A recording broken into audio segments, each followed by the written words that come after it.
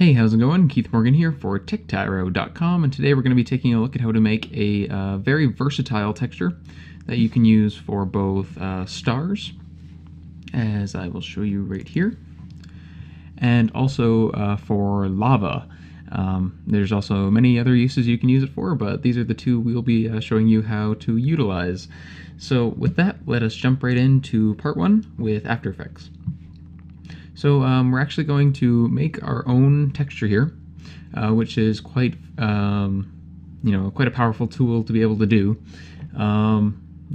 It frees up your options, especially if you're working offline or you're not finding the resources you want for the texture you need.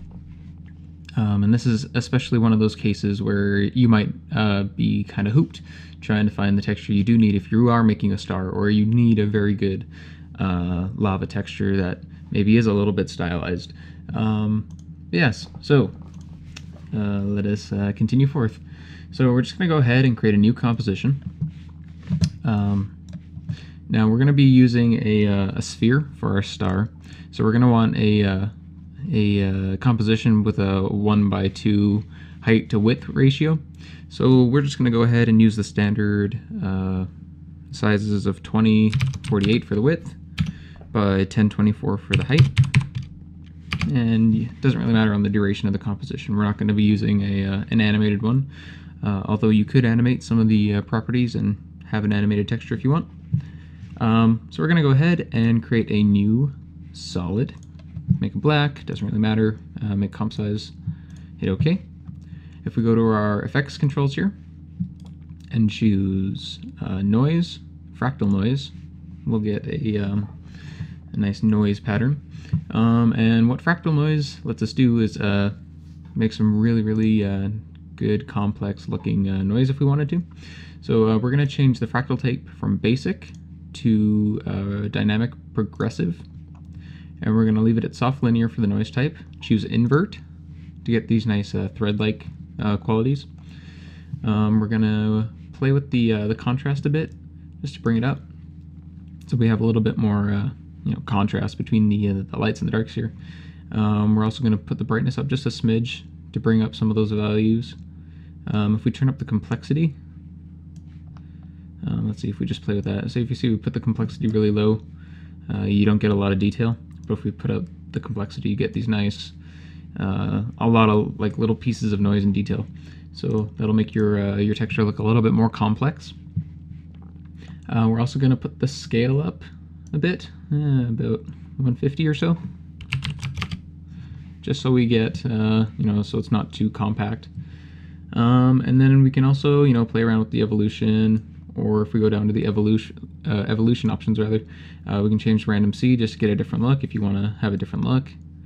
And if you were going to animate this, you could just animate the evolution, over a really short distance, or sorry, very slowly over a long period of time, just so the surface of the star could evolve in a way if you wanted that. Okay, so we have this one, and we're going to duplicate the solid. So we'll just select the solid down here, and we'll just hit return on the layer and name it base noise. That'll be our first layer. If we hit Control D, that'll duplicate it. We can just rename this one top noise. And then if we change its fractal type from dynamic progressive to turbulent swirly, we'll get this this nice swirly design. But we are just going to use this to enhance the noise underneath. So I'm just going to go ahead and go down to transform. I'm going to scale it down to around 65, 50, somewhere in there. And just so these are your finer details, or they will enhance the finer details. Yeah, somewhere in that range. And you can just play with it a little bit. We're going to change its transfer mode from normal to multiply. So if you see the original, and then we have that multiplied on top. And then if we hit T to bring up the opacity options, we can go ahead and reduce it to around 40 or so. And you see we get this this nice composite of the two textures. And then, if you wanted to, you could always boost the brightness a little bit. Maybe reduce the contrast just so that gets a little bit more subtle and lets the original texture through a bit more. And we can just toggle that so you can see the before and after. I'm going to go to our base noise and just jack up the contrast just a little bit so we can get a little bit more detail within our actual noise. And then what we're going to do now is we're going to select both of the layers here, right click, choose pre-compose, move all the attributes, hit OK. And now this now acts as a single layer or solid of its own. So now we can do some distortion options and other things that we wouldn't be able to necessarily do when they're their original form. So I'm just going to go ahead and rename this pre-comp base noise pre-comp. Okay, so next what we're going to do is we're going to apply a distort, turbulent, displace, and then this will let us affect the texture in such a way as to give it a more liquidy feel.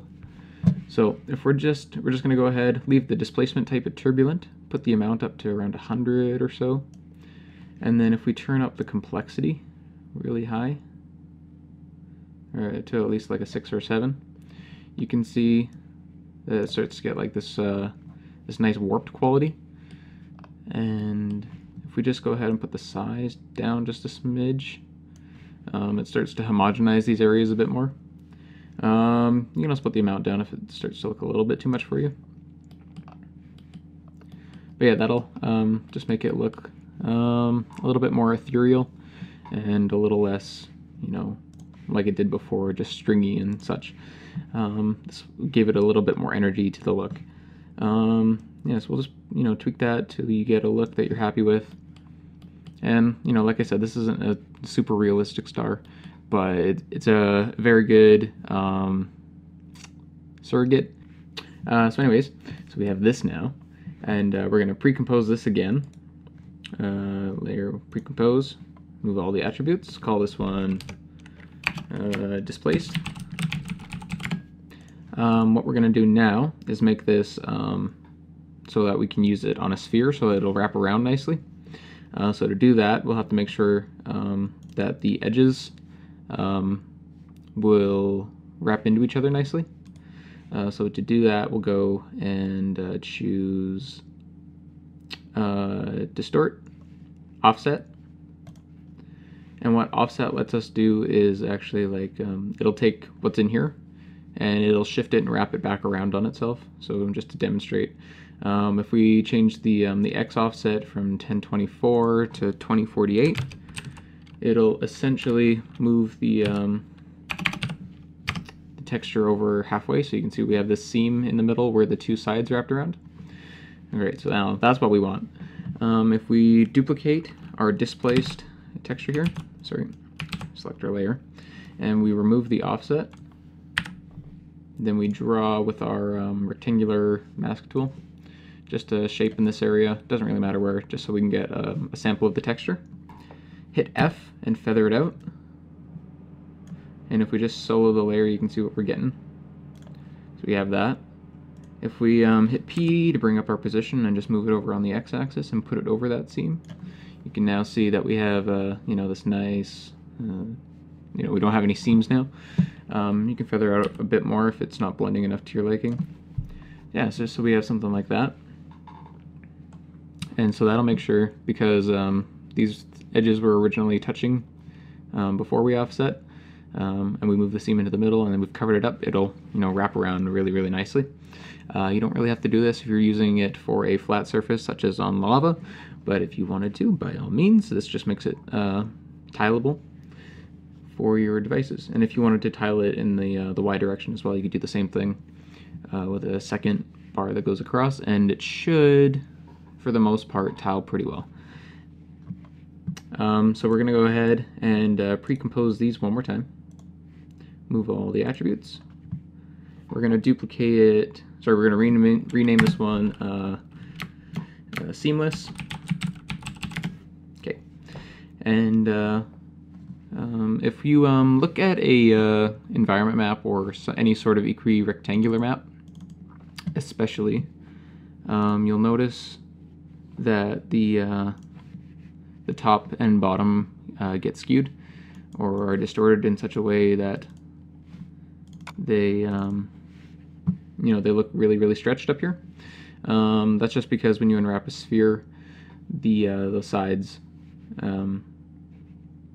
are usually, like the edges of the UV map are really stretched out, so they have to have more texture, or sorry, less texture in those areas, because when it gets pulled back onto into the right scale of the model, this entire area will get shrunk down to an area that's in scale with the rest of it. Sounds complicated, but you'll understand it when we see it in Blender. So we have this. We're going to duplicate this now to make those stretched areas on the top and bottom. So we'll duplicate. We'll duplicate it with Control D.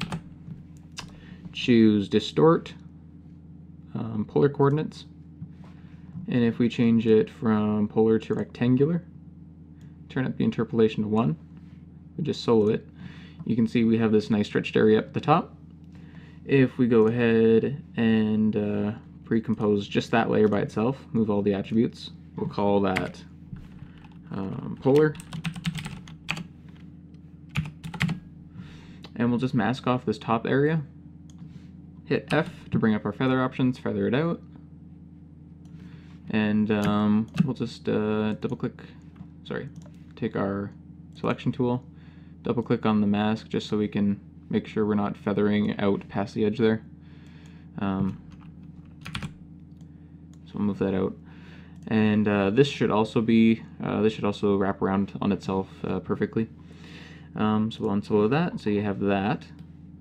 And we're just going to go ahead, Control D, duplicate the layer. And if we right click on it over here on the stage, if we go to Transform and Flip Vertical, you'll see we get an exact copy on the bottom here. And if you don't want it to be the exact same on the same side, if you just add a Distort Offset to one of them, and you move it over to 2048 as well, halfway across, you can see that it now offsets, and it also wraps around on itself perfectly, like there's no seam right there. So we have that.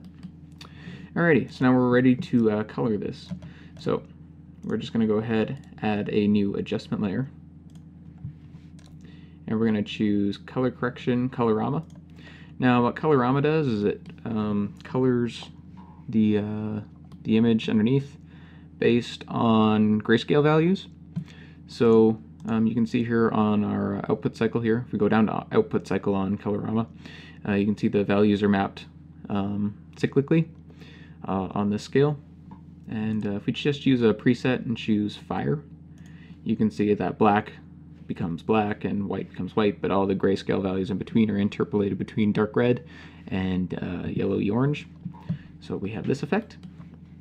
We're just going to blend it with the original by about 15%, 20%, somewhere in there, just so we can have a little bit more to play with and it's not too saturated in the reds. And we're going to add a color correction curves.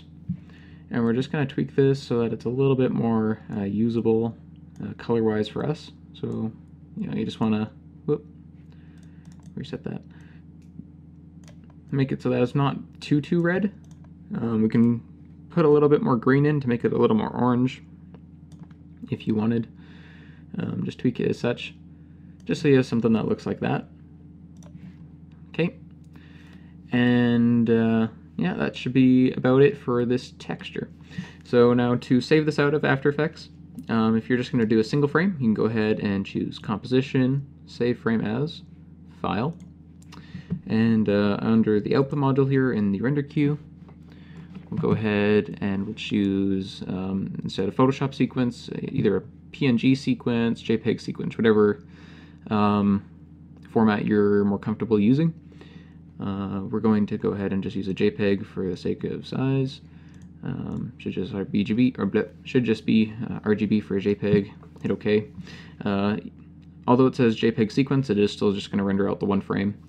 If you were going to render out an animated texture, you would just do the same, but instead of just Instead of just saving the frame, you would just add the composition to render queue and render it out as such.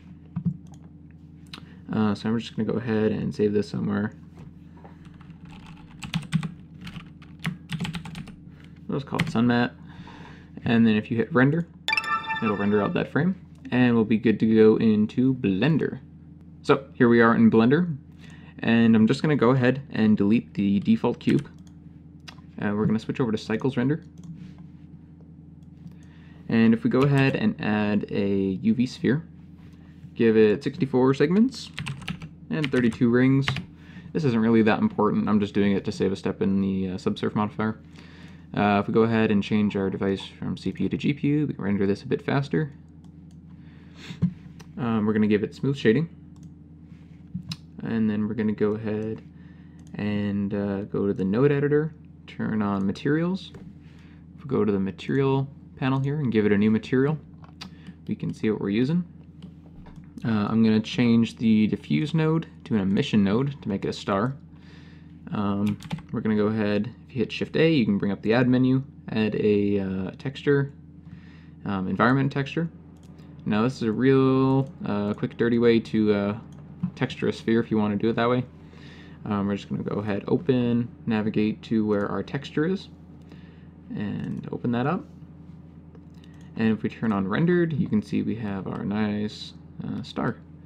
And you can see that texture tiles very, very nicely, or like wraps around it very nicely.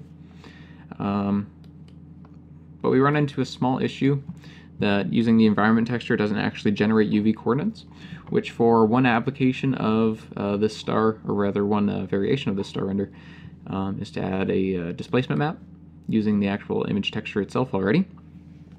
And if we just bring up that original star picture from before, you can kind of see here we have some irregularity in the surface just to give it, you know, a more organic look. But you don't necessarily get that in this this setup, just strictly due to the fact that you have to unwrap it to use the displacement modifier well. So, you know, if you just wanted a perfect sphere and you wanted your texture just quickly on like that, you can just go ahead and use the environment texture and feed that in as you would. But for our use, we're going to actually unwrap this, and it'll move your texture around a little bit, but it's all good. You'll just have to plan ahead accordingly if you're making a different kind of material. But we're going to go ahead, drag over to panel here, make it a UV image editor. We're going to go ahead and open our material texture right there, just so it has the proper aspect ratio. Hit ZZ to go back to solid view. If we go to the front, hit 5 to go into orthographic, tab into edit mode so we can actually unwrap this thing. Hit U, choose sphere projection, and over here in the tools panel, we can change the direction from view on equator to view on poles. You can see it wraps this quite nicely. If we choose scale to bounds, it'll scale it to the bounds. And we'll want polar ZX. ZY is a different format and it doesn't get what we want, so we want ZX. And you can see it pulls those edges right to the sides, which is really good for us. But if you notice here, if we just come over here, you can see that these few vertices aren't going right to the top.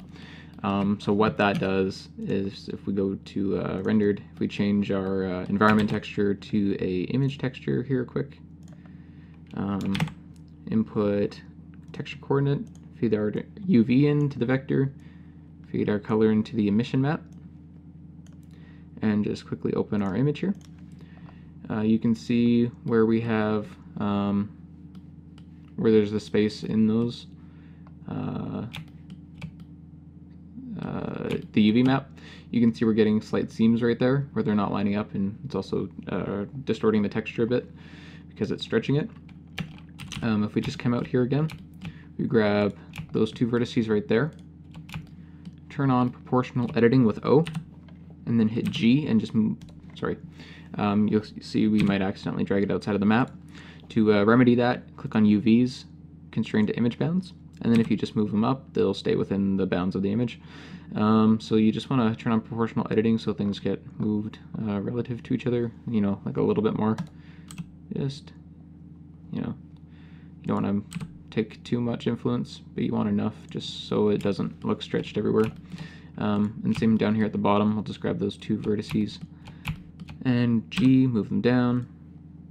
And now if we go to rendered, you'll see that that seam is gone, or pretty almost gone. You'll see you know, a small amount of stretching maybe, but otherwise you won't even notice it at all, and it looks very well unwrapped. So now we'll actually be able to displace this surface using the texture. So we'll just get rid of this environment texture node for now. If we go to the modifier panel, we'll go ahead and add a subdivision surface modifier. If we just go to wireframe, we can see how many divisions we got. 3 is usually good for this application. Watch your you know, face count. It starts getting pretty high once you start subdividing at this level. We'll add a displace modifier, and you know, you can see that at first it doesn't do much, but we have to add a texture here. So if we add a texture, it'll go ahead and make a cloud texture. If we go to the texture panel here, change our type. If it was on image texture from your material, just change it from image texture to the displace texture. Change the type from clouds to image or movie, and just open up your image. And then if we go back to the modifier and we choose the texture coordinates to UV and choose our UV map, it'll now start distorting our object here based on the light and dark values of the texture. So you know, if you wanted, you know, really cool, fancy looking fuzzy object, you know, this could even just be a good application for that. Or if you want to do like the center of flowers or anything like that, this could be a good use for you, especially because, you know, it almost looks like it's faking shading and ambient occlusion, just the fact that it keeps the darker values deep within. But if we just turn our strength down to like a 0.02 something, you get a really subtle roughening on the edge there, which, due to the fact that stars are quite large, you wouldn't expect the surface to jet out too far based on, you know, in relation to the actual scale of the object. You know, you can get what you want there. And likewise, like I said, the light values jet outwards and the dark values go inwards. But if you wanted to flip-flop that, you would just turn the strength to a negative value. So you get this cool effect, and that almost looks like an explosion. So if you wanted that, you could use that. And this also brings us to our second application of this texture. So we're just going to change that back to a 0.02 for now. But like I was saying, we have 2 uses for this texture. The second one is for lava. So I'm just going to go ahead to another layer, and we're going to add a plane. We're going to scale it on the X by 2 just to make it the same aspect ratio of our image here. And if we tab into edit mode, hit U and unwrap it, you can see here in our UV image editor that it's there. If we scale it down just so it fits, you know, within the non-distorted bounds of the image, we get what we need. We'll go ahead, give it the same material as the star, so same setup. We'll go ahead as well, give it, if we could tab into edit mode here, hit W to bring up the specials menu and hit subdivide. We can give this many cuts. And actually, hold on, we're going to add a one edge loop in there, just so that when we subdivide, they'll be squares as opposed to rectangles. So yeah, we'll just bump this up to maybe 45 cuts, 50, 60, 75, 100, might as well. Yeah, okay, so we have lots of little subdivisions there, and that'll give us the resolution to displace this as well. If we turn on smooth shading, we get what we need. Let's go back to rendered here. So, you know, you got a nice lava texture there maybe, but this is where the displacement modifier can be so powerful as well. So we'll go ahead and add the displace modifier, choose the texture here, choose UV coordinates, and then if we change the strength to a negative value, say a negative 0.1, something similar. You can see we're starting to get this really nice effect where we have these darker parts rising up, and we have the lighter part sinking in. Very similar to how with lava flows there would be the cooler rocks on top starting to form, and you'd still have the hot lava underneath, still doing its thing, being hot and whatnot. So yeah, I hope that you have some use for this texture. You can see it has quite a few uses, especially for things of a fiery nature, if you wanted to go that way. So I hope you guys were able to find some good uses for the texture we generated today.